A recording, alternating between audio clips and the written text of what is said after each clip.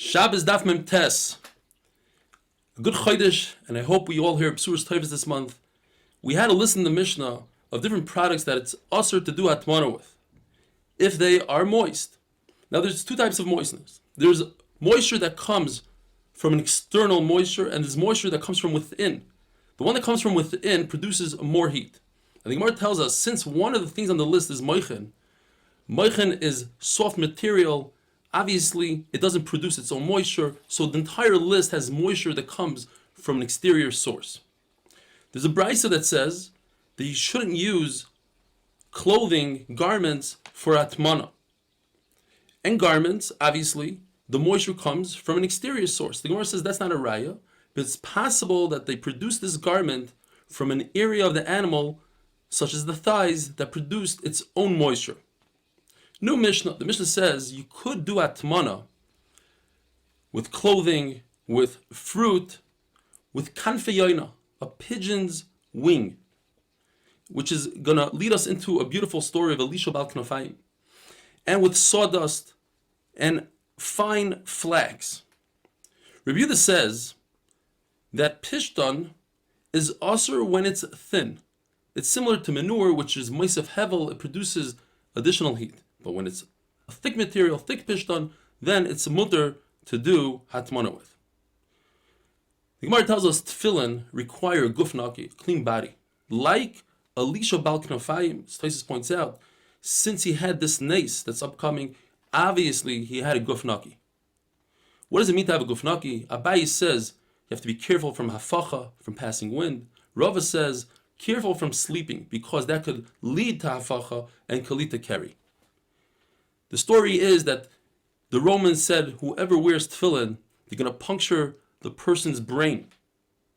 Elisha Bal Knafayim didn't care. He walked out with his tefillin, and when he saw a Roman officer, he removed his tefillin, put them in his hand, and the officer said, what's in your hand? He said, I have the wings of a pigeon.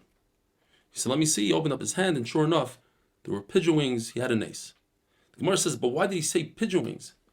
Says the Gemara, just like a pigeon, its wings protect it from the elements and from its enemies, where other birds don't fight with their wings. A pigeon fights with his wings.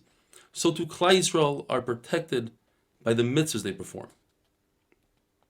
Says the Mishnah, you could perform hatmana with hides, the skins of animals.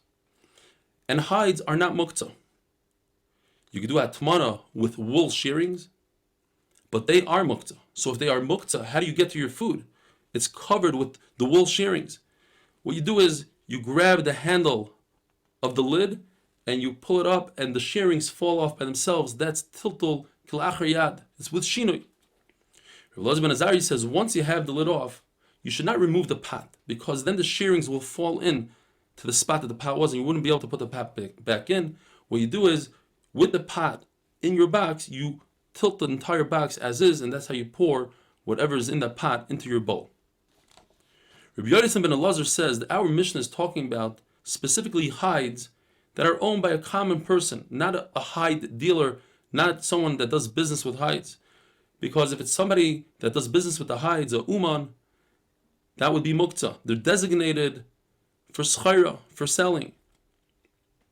Tanakama says that hides that are tanned, they're the finished product, they're asur. But according to everybody, the only types of hides that are mekabel tumah are hides that are tanned and finished. And Taisus points out, if they are finished hides, you don't need to think about designating them, they become designated automatically. If a carpenter has wood, they're muktzah, because he's makbid, he doesn't want people to ruin them, so they're muktzah. I apologize for the noise. But a common person who has wood, the wood is not muktzah. Even a carpenter, once he places food on it, he says, let's use it for something, then those pieces of wood are no longer muktzah. These Amoraim that we discussed before, they also had a discussion, why is there 39 melachas? One man Omer said because there are 39 different melachas in building the Mishkan. And the other man Omer says, Rabbi Shimon Rabbi Yossi ben Lekunya says, because the Torah mentions the word melacha, melachtoi, and meleches 39 times.